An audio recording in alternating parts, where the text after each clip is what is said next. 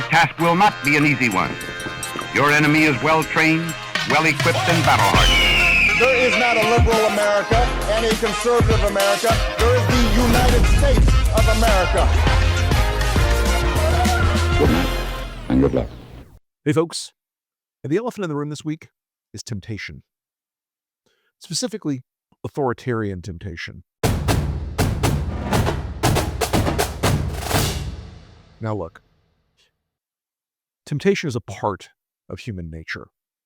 We want what we cannot have. We covet. We desire. We crave things that we cannot have. Believe me, I want to eat fried chicken 5 meals a week, but I can't do that. That temptation right now is manifesting itself in a way that the evil counselors around Donald Trump, Stephen Miller. Under Title 10 of the U.S. Code, the president has plenary authority. Stephen? Stephen? Hey, Stephen, can you hear me? Kristi Noem. I think people should not be coming to the Super Bowl unless they're law-abiding Americans who love this country. And your message to the NFL with this decision? It seems like they were trying to send a message to the Trump administration. Well, they suck, and we'll win, and God will bless us, and we'll stand and be proud of ourselves at the end of the day, and they won't be able to sleep at night because they don't know what they believe, and they're so weak. We'll fix it. Steve Bannon. If you merge MAHA and MAGA, you have a. That's how we won. It's like exactly. It's That's like how we won. 1932. You govern forever. 100%. They're all whispering in his ear. Cross the last line. Cross the Rubicon. Do it. Do it, Donald. Invoke the Insurrection Act. Start rounding up your opponents. Arrest Pritzker. Arrest the governor of Oregon. Arrest the mayor of Chicago. Arrest the mayor of Portland. And folks, he's very, very close. There's a longstanding pattern when Donald Trump does a press availability or says in a speech or says in a remark or a tweet, I could do X if I wanted to. I'm allowed to do X. The Insurrection Act, under what conditions or terms would you? Well, I'd do it if it was necessary. So far, it hasn't been necessary, but we have an Insurrection Act for a reason. If I had to enact it, I'd do that. If people were being killed and courts were holding us up, or governors or mayors were holding us up, sure, I'd do that. If you go back and look, it always means he's about to do X. Last few days, we've been seeing a drumbeat that he's going to invoke the Insurrection Act. We've been seeing a consistent reminder from Stephen Miller that the president has plenary power to do as he wishes. Plenary power is essentially an uncontested form of presidential power. They're preparing for this. You can see the legal machine grinding into position to do this. If Trump invokes the Insurrection Act, an insurrection he will have, because it will not matter what you've done. He will say, so-and-so. Now that Rick Wilson said something on a podcast, and that's that. He's an insurrectionist. He's a terrorist. You had them blithely declaring at the White House Antifa meeting, my eyes rolled as hard as I could just now, that Antifa is this massively funded, gigantically dispersed, super powered, she literally compared Antifa, which is a loose collection of people who oppose fascism, to Hezbollah and ISIS. We arrested recently in Portland was the girlfriend of one of the founders of Antifa, and that we are hoping that as we go after her, interview her, and prosecute her, we will get more and more information about the network and how we can root them out and eliminate them from the existence of American society. I want to thank the new journalists here today for telling their stories and for being able and willing to go to the streets and to cover what's happening here in America. Many times the legacy media has looked the other way, refused to tell the stories. The networks have not really focused on what this is and what damage it is doing to our country, and how this network of Antifa is just as sophisticated as MS-13, as TDA, as ISIS, as Hezbollah, as Hamas, as all of them. They are just as dangerous. They have an agenda to destroy us, just like the other terrorists we've dealt with for many, many years. And today is the day that we have a president that won't tolerate it and will stand up and fight for the American people. So thank you for being here, for being so bold, and for standing in the gap at such a time as this. It will matter, it will make a difference, and your life will be one of significance because of what you've done today. Anyone who knows even the slightest thing about Hezbollah and ISIS understands the utterly ludicrous nature of that comparison. But it's not going to stop Trump if he chooses to do this. I will tell you what happens when you declare the Insurrection Act. You've turned on a machine that Trump will never turn off. We will be in a state of emergency. We will be in a state of constant declaration of official enemies of the state who must therefore be punished with all the powers of the state. I want you to go back and think about for a moment the outrages at the very beginning of this immigration madness he's pursued. They sent people to for-profit gulags and prison camps in other countries. They're still doing it. Now, it was easy for them at first because they're illegal. They don't have rights. That's, of course, a lie and a misread of the Constitution, because everyone here, citizens and non-citizens, have due process rights. The Supreme Court has been very abundantly clear about this, but this Supreme Court has decided that executive power is unbounded, is unlimited, is without structure or sanction. But the Insurrection Act allows him to put you and me on that list. The Insurrection Act lets him put anyone who opposes him publicly or politically on that list. So let's just say Pritzker holds the line, doesn't play ball with ICE. What happens? What country do we have when that temptation to use that power becomes overwhelming for Trump? Because I promise you, Stephen Miller will be in his ear every minute of every day. If we don't, the base will be unhappy. If we don't, the base won't like you anymore. If we don't, we'll lose our power over the base. Now, look, whether that's true or not doesn't matter. Stephen Miller is the Grima worm tongue, of course, of this administration. But Donald Trump is no Theoden. Donald Trump is a weak man given to flattery. He's an old man given to praise. He's a man with dementia, given to comforting stories of his power, his grace, his beauty. You know, if you're like us, you're delighted that fall is finally here. Things start to slow down a little bit in the fall. They become calmer, and you get that instinct that, like, I think everybody does, to sort of nest a little bit, to sort of be closer to home, closer to family and friends. You know, the busy summer days where everyone's schedule is so hectic. You're traveling, you're at the beach, you're at parties all the time. That's fading down now a little bit. And we're in that phase of the year where comfort and ritual and companionship are really important. It was funny. I thought about it the other day because I was getting firewood, because winter's coming. Fall is here. It's the time of year you want to make your house into a little bit of a sanctuary. We certainly look to Boll & Branch to help us do that. If you haven't checked out Boll & Branch's bed bundles yet, you're really missing out. These are linens and the waffle weave blankets. They're curated products with the most extraordinary layers of high quality thread, of soft fabrics, and they're perfect for crisp fall nights. You know, we were fans of Boll & Branch before Boll & Branch was a sponsor of this show. Renee and I are both hot sleepers, and we love the coolness of Boll & Branch sheets. And we love the fact that it's made from 100% organic cottons, and the quality is just unmatched. They grow softer over time. They hold up wonderfully, and they're the most comfortable sheets I've ever slept on. We are absolutely dedicated to this product because it really is the best that's out there. So the Boll & Branch bed bundles, they're perfect for building your own sanctuary of fall comfort. It's an effortless upgrade. You get everything you need with just one click. The bundle offers every kind of bed refresh, of linens refresh, new sheets and blankets to a complete transformation. The bundles are for every kind of sleeper. Again, we're hot sleepers. Some people want the coolest sheets. That's us. Some want more cozy sheets, or some want the softest sheets. You can get all of these at Boll & Branch.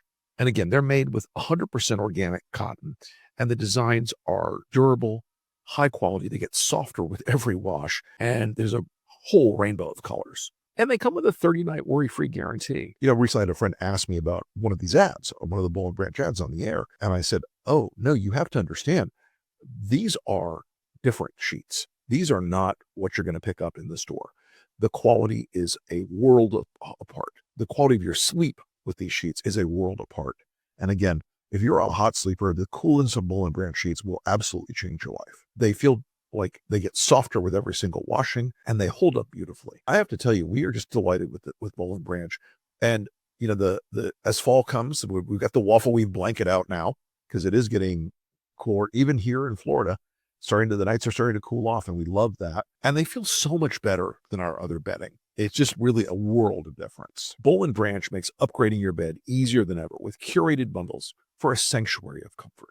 For a limited time, get 20% off bed bundles with free shipping and returns. bollandbranch.com/Lincoln. That's Boll and Branch, BOLLAND, branch.com/Lincoln to save up to 20% and unlock free shipping. Exclusions apply. So let's say you arrest Pritzker. Donald Trump will be flooded with legitimate criticism from the left and the center, and a few on the right, at an outrage of this scale.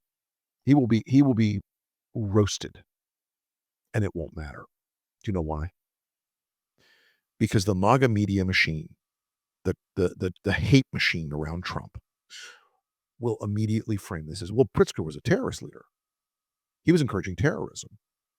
He was encouraging drug cartels. He's a conspirator with drug cartels and terrorists and human traffickers and all these other fantasy things in their heads about what immigrants are. And you think that sounds absurd right now, don't you? Because it kind of does. Watch how quickly Trump's base says, get another one, Donald. Arrest more of them. Go get them. Go get Gavin Newsom. Go get the governor of Oregon. Go get the governor of Massachusetts. Go get him. And that hype cycle in Trump's universe, that hit of dopamine he gets from the praise of arresting Pritzker or the mayor of Chicago or whoever it is first, has two benefits for Trump and his supporters. One, it will allow every single person in that MAGA media universe, all of them, okay, every single one of them, to lose their minds with joy and to praise him. That's the strength we wanted. That's the tough man. That's the man on the white horse. That's the king we need. And Trump will eat it up. He will lap that shit up. He will lick that like a fat kid licks the icing off the back of a cake box. He will go at it like a madman. He will love it. They will put out videos of Trump in body armor striding through the streets to protect the people of Chicago. They will put out a million memes. And by the way, all the conservative media that isn't fully MAGA will go, well, Trump, maybe I don't like the approach, but he certainly has the right as president. Watch. Just watch. And then he has to do another. Because using that kind of power, it's like that first hit of opium. The rest of your life, you're chasing the dragon. You want another one. The second one's never quite as fun as the first one. The third one's never quite as good as the second one. You need a little more. You need a little more. You need a little more. And if you do not believe that you live in a country where Stephen Miller has already made a list of 20 or 30 or 50 or 100 or 500 or 1,000 people, you are mistaken.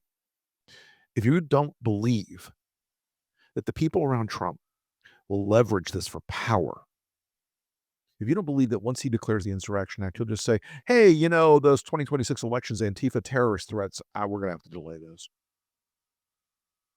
If you don't believe that the power in the federal government right now that has been so weaponized to put masked thugs on our streets who are willing to shoot American citizens on the flimsiest pretenses, as happened in Chicago, who are willing to shoot priests in the head with chemical weapons, with pepper ball guns,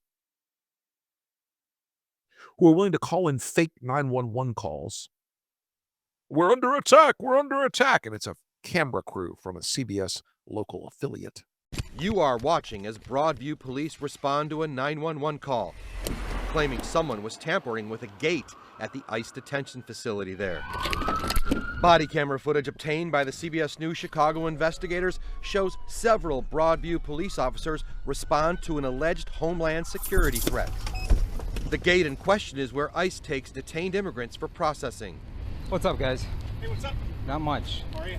Good. We got a call of subjects trying to climb over the fence or something. No, not since we've been here. But when police arrive, all they find is two people and a camera. Our CBS photographer filming the exterior of the building with a CBS security guard by his side. Okay, you guys didn't tamper with any of the... No, man. The 911 call claiming someone was tampering with the gate came from an ICE agent.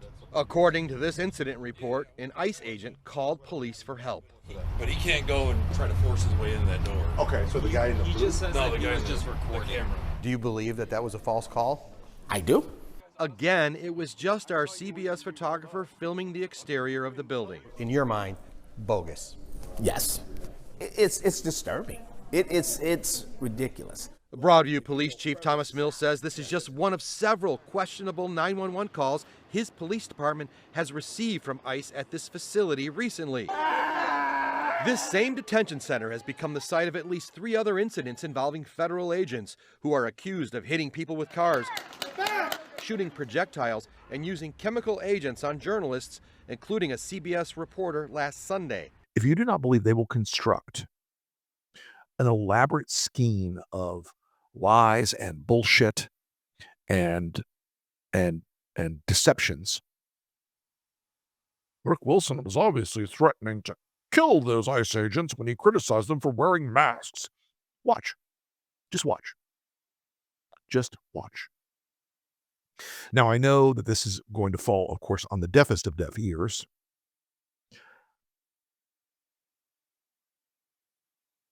But opening this gate is doom.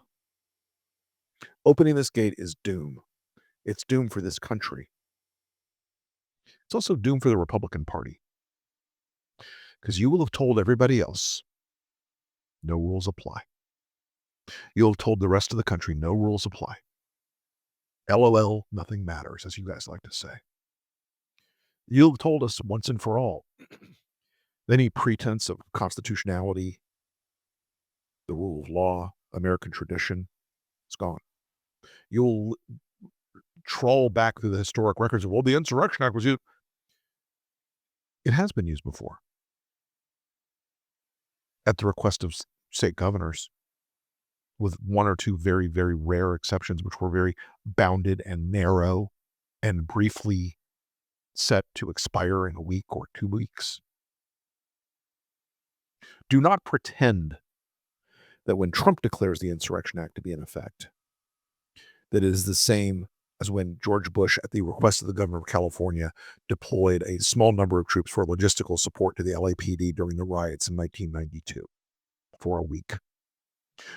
Do not pretend that it is the same as Lincoln during the Civil War. They have taken the title of the Insurrection Act and they have a modern version in their heads. They have a brand new, shiny, sparkly version in their heads that's part of the informational autocracy that they seek to impose on this country. Trump loves, as I've always told you, 4 things. He loves money. He loves attention. He loves sex. I don't know if he does anymore. He's grotesquely out of shape. And he loves humiliation. This is a way for him to humiliate the country. This is a way for him to break the country to his will. This is a way for him to say to the country, fuck you. I do what I want. My power is unlimited. My power is unbounded. You can do and say nothing now, or I will put you in prison, or I'll have someone come and shoot you.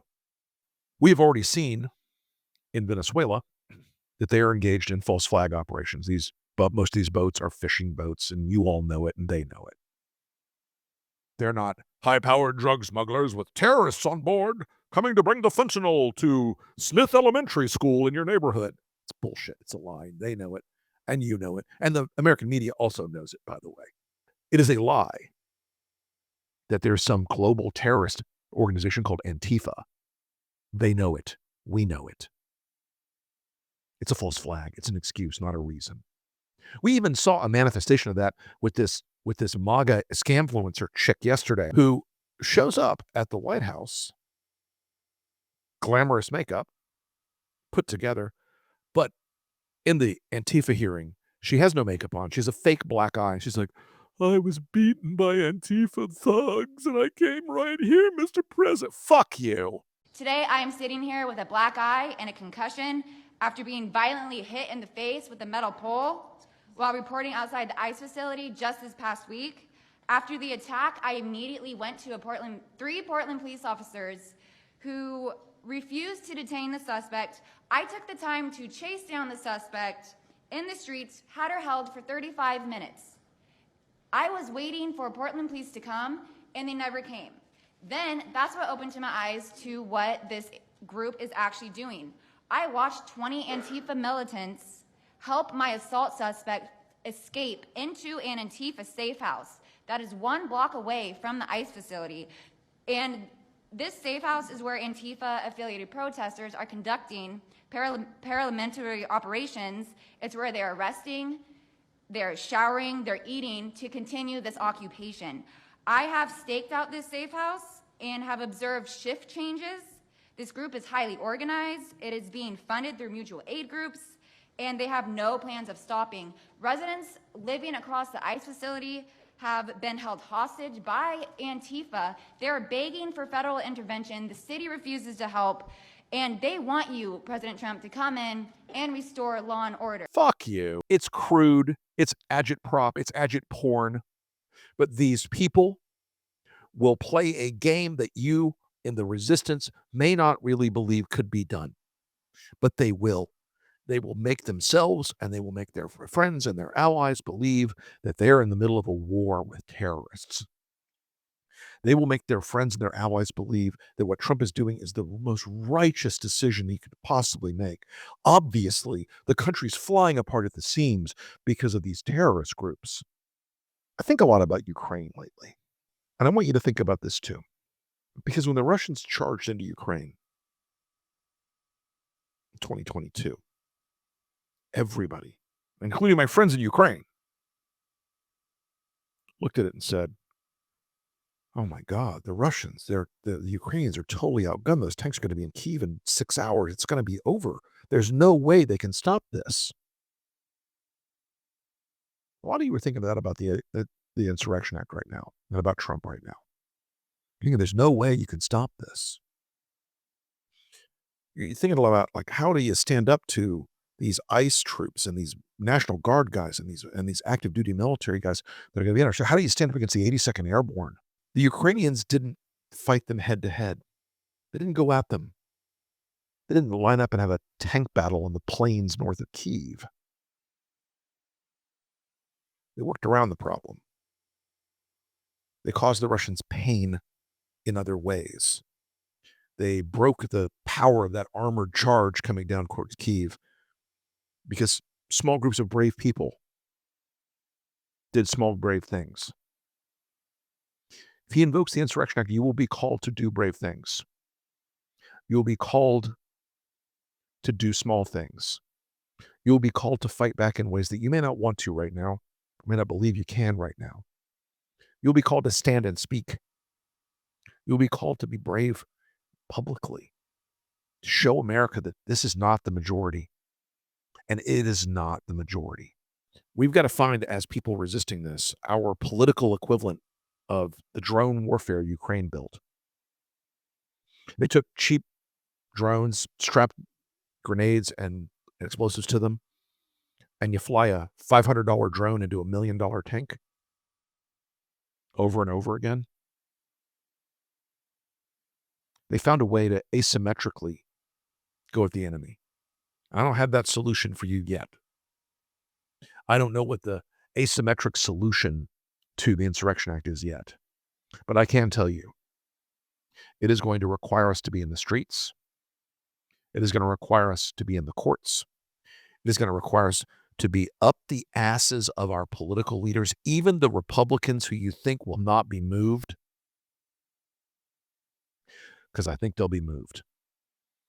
There are a number of them now. There's a crack inside the Republican caucus. They know it. I'm going to talk to you about that for a minute to give you a little bit of hope, because I know this has not exactly been the most uplifting elephant in the room on the authoritarian temptation. Eric Swalwell tweeted about it the other day. There's a crack inside the caucus over the Epstein stuff. They're scared now. I can tell you there's another crack. I talked to a pollster who advises a lot of Republican House members and a few Republican Senate members, who said to me, yeah, Epstein's bad, but the economy is really, they're starting to blame the Republicans. They're not blaming Trump as much as they're blaming the elected Republicans in the Congress and the Senate. Oh, well, boys, everything Trump touches dies, and he's been finger banging you guys for a while now. But this crack, this crease,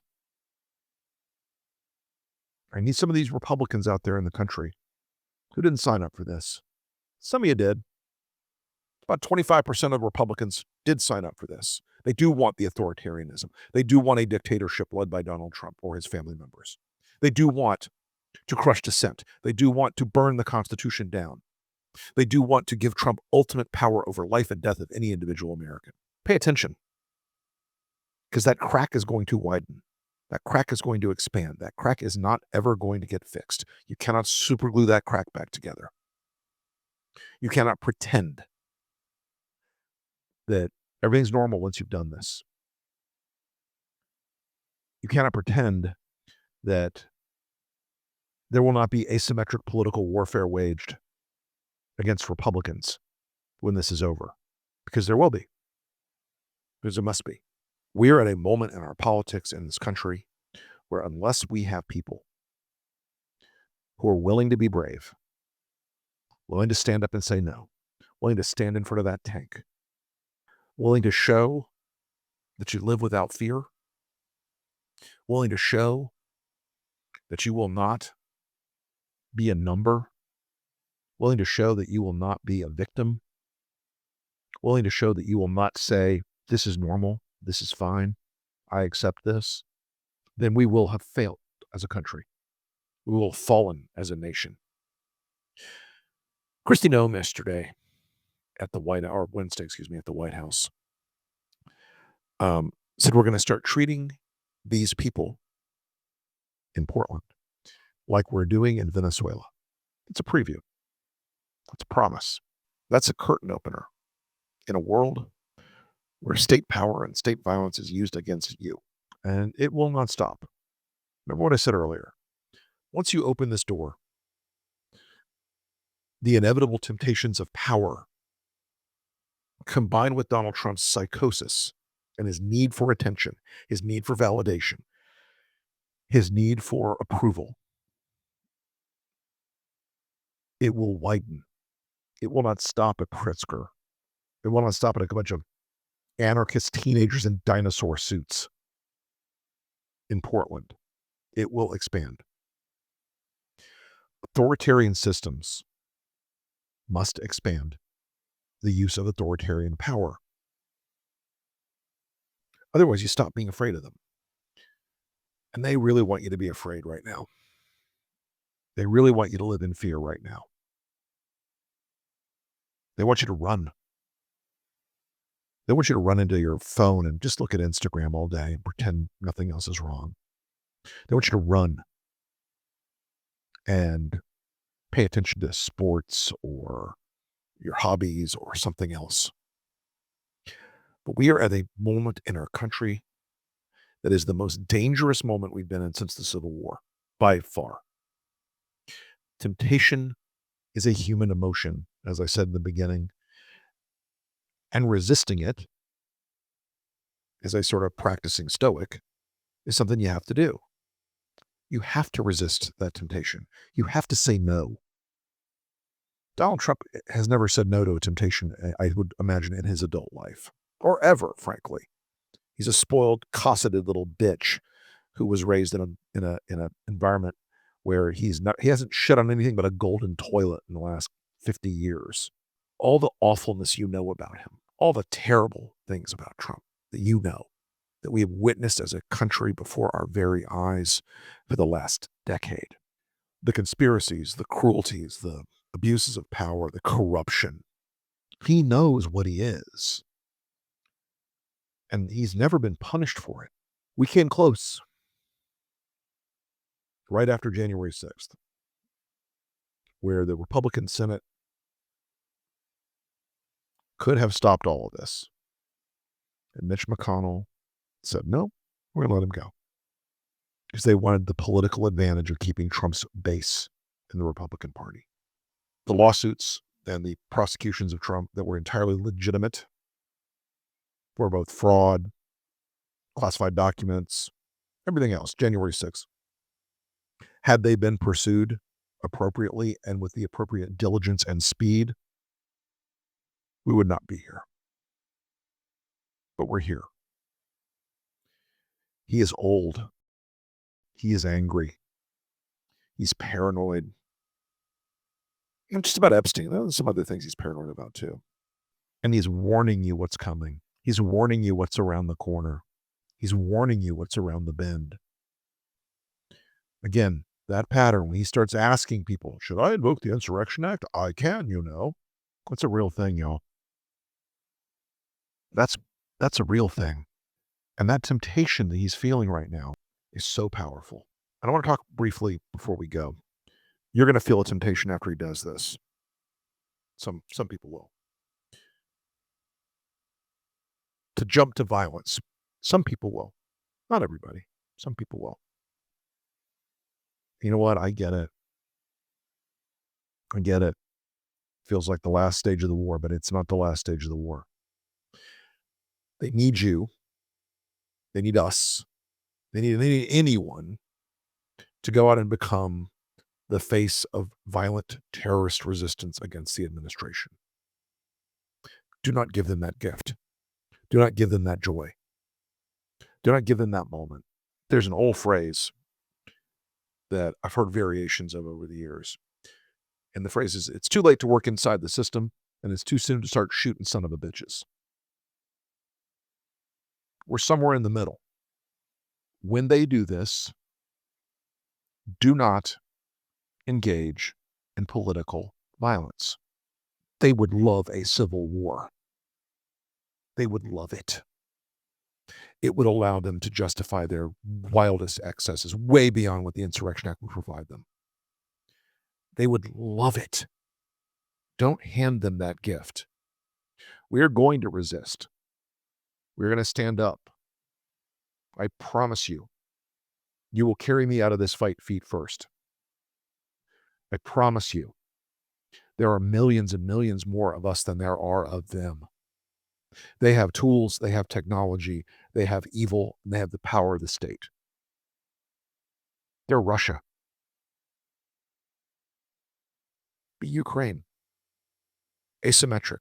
Work around it. But the folks in Portland have worked around it. You know, the fact that you've got dinosaurs dancing in front of the ICE building, and you've got women riding unicycles in front of the ICE building, and you're going to have a nude bike ride this weekend in front of the ICE building. They've turned the fascism on its head and turned it into a circus. Do not give them the violence they crave. If there ever comes a time for that, that's a whole separate conversation. But do not give them the violence that they crave. The Insurrection Act is a dangerous temptation. One of the most dangerous temptations a president can ever have in his hands. When Trump sent the National Guard to Portland, he said, we're going to use maximum power. You should link that up in your head with what Noem said. about using the same kind of approach that they've used in Venezuela against American citizens. Because this is no longer about immigrants, legal or otherwise. Now it's about the power of government, the power of the state, the power that Donald Trump holds in a unique position to deploy force against you, against me, against your neighbors, against your political leaders, against your friends, against your family, against your state, against your city. The need for mental strength for all of you right now, for all of us right now, is high. Do not give in to despair when he does this. You know it's coming. When he does this, there are peaceful ways to stop this shit in its tracks. We'll talk more about that as we go forward. There are asymmetric ways. And I want to tell you, the biggest asymmetry right now that is unappreciated on the side of the resistance is that Donald Trump is a historically unpopular president. His party is got a boat anchor named Donald Trump around its neck, and they're drowning. They may look tough. They may look robust. They may look like they have a billion things on their side and we have none. They are wrong. He will give in to this temptation. You must not give in to the temptation of violence, but you must not waver. I will not. I promise you that on my honor. That means a lot to me. You shouldn't either. Stay strong, everybody. That's the elephant in the room. We'll see you next time.